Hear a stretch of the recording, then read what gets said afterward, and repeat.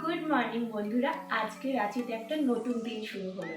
আর এখানে দেখো পুরো জানলাটার মধ্যে জল জল হয়ে গেছে, যেহেতু কুয়াশা ছিল। আর ঠান্ডা কিন্তু অনেকটাই কম, মানে আমাদের ওখানে যেরকম কলকাতায় ঠান্ডা, এখন কিন্তু এখানে সেরকমই ঠান্ডা আছে। তো দেখা যাক আজকে অন্য জায়গায় যাব, সেখানে কীরকম ঠান্ডা থাকে, আর কোথায় যাচ্ছি, কি করছি, কি খাচ্ছি, সমস্ত কিছু কোথায় ঘুরছি সেগুলোর আপডেটস পেতে হলে অবশ্যই কিন্তু সাথে থাকতে হবে। তো চলো বন্ধুরা, আমি আগে রেডি হয়ে নিই, তারপর তোমাদের সঙ্গে দেখা করতে আসছি। ঘুরতে এসেও আমার যেন শান্তি নেই, মুখের দুপাশে দুটো ব্রণ উঠেছিল, আর যার জন্য আমি রাত্রিবেলা কিন্তু একটুখানি বোরোলিন লাগিয়ে রেখেছিলাম যাতে কমে যায়। তো তোমরা নিশ্চয়ই দেখতেই পেয়েছো দুপাশে দুটো সাদা সাদা স্পট ছিল। চলো এখন বেরিয়ে পড়েছি। আশেপাশের প্রাকৃতিক দৃশ্য দেখতে দেখতে আমরা প্রথম স্থানে যাব, সেটা হচ্ছে সূর্য মন্দির। আমার তো এই মন্দিরটা ভীষণ ভালো লেগেছে। কারা কারা গেছো অবশ্যই কিন্তু কমেন্ট করে জানিও। তোমাদের পুরোটা আমি দেখাচ্ছি, আশা করছি তোমাদেরও ভীষণ ভালো লাগবে। প্রথমে ঢোকার মুখেই কিন্তু এরকম 7খানা ঘোড়া দিয়ে বেশ সুন্দর একটা স্ট্যাচু মতো করা রয়েছে, আর তোমরা কিন্তু এখানে খুব সুন্দর করে ফটোও তুলতে পারবে, আর জায়গাটাও ভীষণ মনোরম।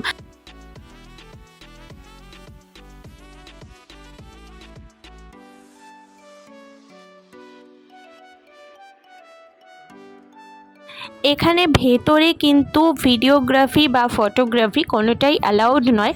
তা আমি যেটুকুনি পেরেছি তোমাদেরকে দেখাবো বলে একটুখানি ভিডিও করে নিয়ে এসেছি। আর ওপরের কাজটা দেখো কত সুন্দর, এরকম আরও কাজ করা রয়েছে, কিন্তু সেখানে যেহেতু ভিডিও করা অ্যালাউড নয়, তাই সেই কারণে আমি কিন্তু সেটা তোমাদের সঙ্গে শেয়ার করতে পারলাম না।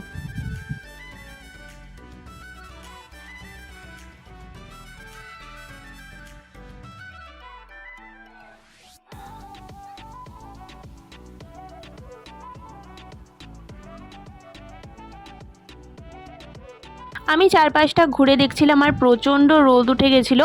আর আমরা যেহেতু অনেকটা সকাল সকাল বেরিয়েছিলাম, তাই আমাদের তখন ব্রেকফাস্ট করা হয়নি, তাই প্রথমে একটুখানি ডাবের জল খেয়ে নিলাম। আর এই দেখো একটুখানি মুড়ি মাখাও নিয়ে নিয়েছিলাম, আর ওখানে মুড়ি কিন্তু এরকম প্লেটের মধ্যে করে দেয়। তারপরে চলে এলাম আমরা ব্রেকফাস্ট করার জন্য, এখানে একটা হোটেল পেয়ে ঢুকে গেলাম। চলো এখন কি খাবো সেটা দেখা যাক।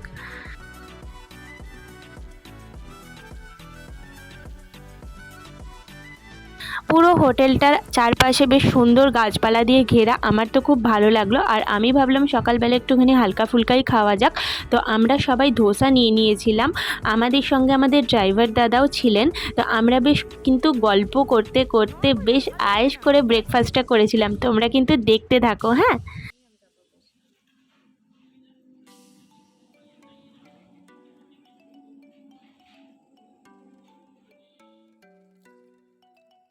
यहाँ जो कॉलर में जो देसी मुर्गा मिल जाता है ना, लोकल में,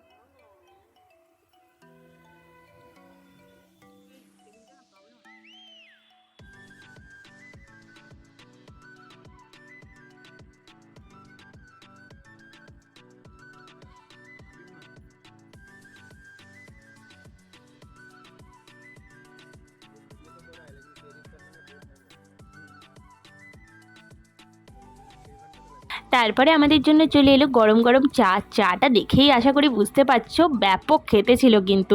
তো চাটা খেয়ে তো মন ভরে গেল। তারপরে আমরা ভাবলাম যে না, অনেকক্ষণ গল্পও হলো, ব্রেকফাস্টও হলো, চলো এবার নেক্সট ডেস্টিনেশনে যাওয়া যাক।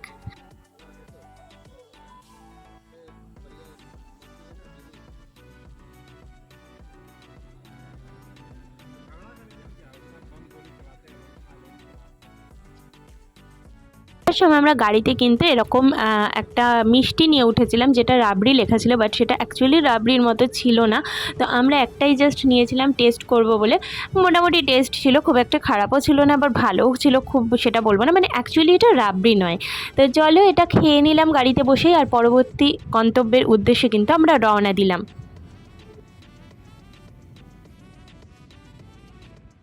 তো বন্ধুরা, আমরা এখন দশম ফলস দেখতে চলে এসেছি। চলো তোমাদেরকে সাথে নিয়ে সমস্ত কিছু দেখাবো। দশম ফলস আমরা যেরকম দেখব এক্সপেক্ট করেছিলাম, আমরা সেরকম কিছুই দেখতে পাইনি। যেহেতু শীতের সময় গেছিলাম, অতটা জল আমরা পাইনি। আর এখানে সত্যি কথা বলতে সবাই এরকমভাবে স্নান করছিল, মানে আমার খুব একটা ভালো লাগেনি। তো তারপরে বেরিয়ে চলে এলাম এরকম আইসক্রিম খাওয়ার জন্য, কারণ শীতকাল হলেও বেশ কিন্তু গরম লাগছিল সকালবেলাটায়। তাই ভাবলাম একটু আইসক্রিম খেয়ে নিই। আর তারপরে এখানে অনেক পিকনিক স্পট আছে, তো তোমরা চাইলে এখানেও পিকনিক করতে পারো। দেখতেই পাচ্ছ অনেক কিন্তু লোকেরা এসেছে এখানে পিকনিক করার জন্য। তারপরে আমরা আস্তে আস্তে হাঁটতে হাঁটতে আবার গাড়িতে চলে গেলাম।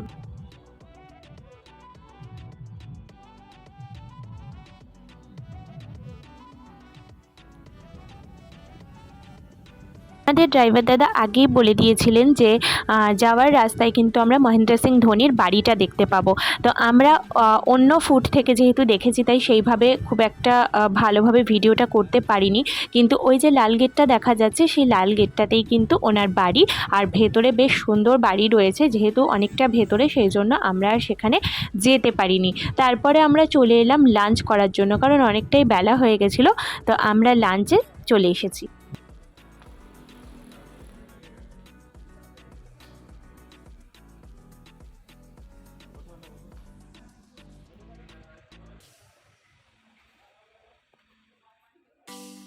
মেনু কার্ডে এত কিছু দেখার পর আমরা ভাবলাম থালি নেওয়াটাই বেস্ট হবে। তো সেই জন্য আমরা থালি অর্ডার করে দিয়েছিলাম।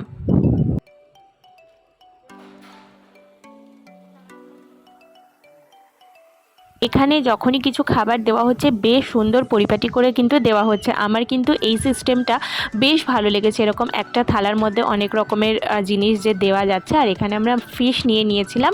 তো এখন আমরা লাঞ্চটা সেরে নিই, তারপর তোমাদের সঙ্গে দেখা করতে আসছি। লাঞ্চ শেষ করে এবার আমরা যাচ্ছি নেক্সট ডেস্টিনেশনে।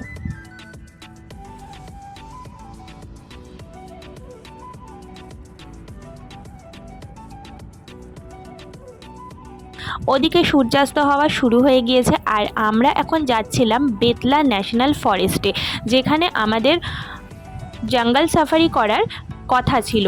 আর সত্যি কথা বলতে আমাদের এতটাই দেরি হয়ে গেছিলো যে আমরা এক্সপেক্টই করিনি যে আমরা জঙ্গল সাফারি করতে পারবো, কারণ ওদের একটা টাইম রয়েছে যার মধ্যে গেলেই তবে আমরা সেখানে পৌঁছাতে পারবো। আর সত্যি কথা বলতে আমাদের ড্রাইভার দাদা যেভাবে আমাদেরকে পৌঁছে দিয়েছে, তো সত্যি আমরা বোধহয় ওনার কাছে কৃতজ্ঞ, কারণ এতটা দূরে এসে যদি জঙ্গল সাফারি করতেই না পারলাম তাহলে কি করলাম। তো চলো, আমরা অলরেডি গাড়িতে উঠে পড়েছি আর জঙ্গলের মধ্যে দিয়ে আমরা যাচ্ছি। আর ওখানের লোকেরা বলল আমরা যে টাইমে পৌঁছেছি ওই টাইমটা হচ্ছে বেস্ট সাফারি করার জন্য। তো এখন দেখা যাক, আস্তে আস্তে অন্ধকার হচ্ছে, কি কি দেখতে পাই আর তোমাদেরও কিন্তু সেটা দেখাবো।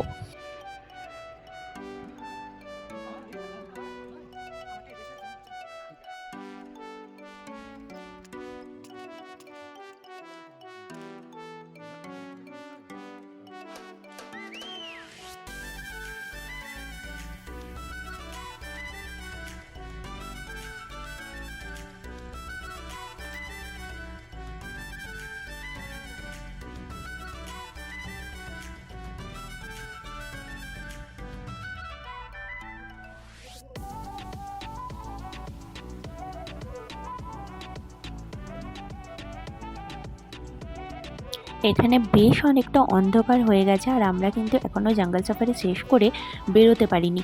বেরিয়ে তোমাদের সঙ্গে দেখা হচ্ছে।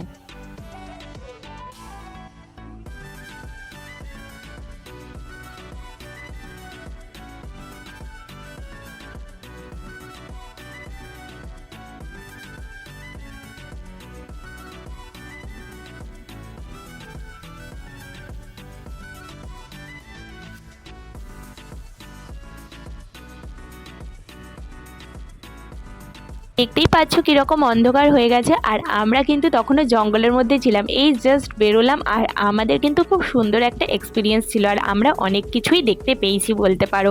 কারণ অনেকের মুখে যারা ব্যাকে যাচ্ছিল তাদের মুখে শুনলাম যে তারা অনেকেই হয়তো কিছুই দেখতে পায়নি, সেই তুলনায় আমরা কিন্তু অনেক কিছু দেখতে পেয়েছি।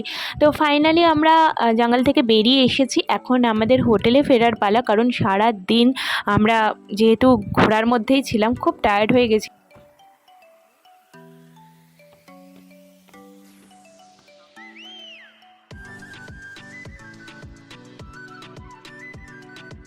ফাইনালি আমরা এখন হোটেলে চলে এসেছি। আর এই হোটেলটা কিন্তু একদম নতুন তৈরি হচ্ছে, তো বেশ ভালোই লেগেছে আমার। মানে পরিবেশ ভালো, পরিষ্কার পরিচ্ছন্ন, আর রুমও যথেষ্ট ক্লিন ছিল। তো চলো আমরা এখন চেক ইন করে নিই।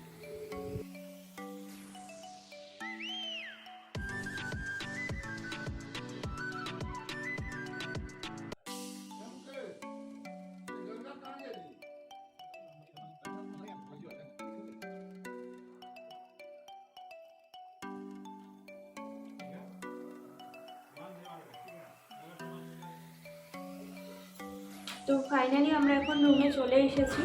এখানে রুমটাও বেশ পরিষ্কার পরিচ্ছন্ন, ছোটোখাটোর মধ্যে খুবই ভালো। চলো তোমাদের একটু রুমটা দেখিয়ে দিই।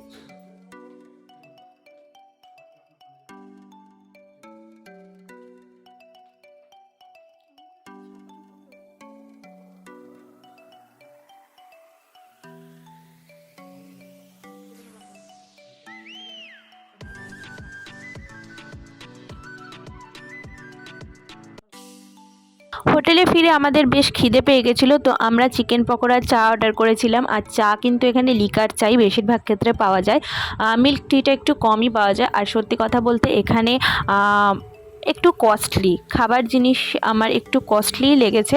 তো যাই হোক, সব ঠিকঠাকই ছিল। তারপরে আমরা একটুখানি বাইরে চলে এলাম একটু ফ্রেশ হওয়ার জন্য, মানে ফ্রেশ ফিল করার জন্য। ভাবলাম বাইরের হাওয়ায় বেশ একটুখানি দোলনাটা চড়ি। আর সত্যি কথা বলতে দোলনা চড়ে আমার ছোটোবেলার কথা আবার মনে পড়ে গেল। আমার দোলনা চড়তে খুবই ভালো লাগতো। আর কার কার দোলনা চড়তে ভালো লাগে অবশ্যই কমেন্ট করে জানিও। আমাকে দেখে আমার হাজব্যান্ডও কিন্তু বসে পড়েছে। আর বাইরে কিন্তু বেশ ঠান্ডা ছিল। তো বন্ধুরা এখন ডিনার দিয়ে গেছে, চলো রুমেই ডিনার সার্ভ করে দিয়েছে। আর বাইরে প্রচণ্ড ঠান্ডা, আমাদের দেখেই বুঝতেই পারছো, সেই জন্য রুমে আমরা ডিনারটা নিয়েও নিলাম। চলো এখন খেয়ে নিই, তারপর কালকে নতুন কোনো ভিডিও নিয়ে তোমাদের সঙ্গে দেখা হচ্ছে। সবাই ভালো থেকো, সুস্থ থেকো, সবাইকে টাটা। আমরা ডিনারে অর্ডার করেছিলাম রুটি আর ডিম কষা, 2টো করে ডিম ছিল। আর রান্নাও যথেষ্ট ভালো ছিল, তোমরা আশা করি দেখেই বুঝতে পারছো যে খুব টেস্টি লাগছে দেখে। চলো এখন ডিনার করে নিই। আজকের ভিডিওটা ভালো লেগে থাকলে প্লিজ একটা লাইক, কমেন্টে শেয়ার করতে ভুলো না। আর যারা নতুন রয়েছে প্লিজ সাবস্ক্রাইব করে আমার পাশে থেকো, সাথে থেকো। চলো নতুন ভিডিও নিয়ে খুব তাড়াতাড়ি দেখা হচ্ছে তোমাদের সঙ্গে।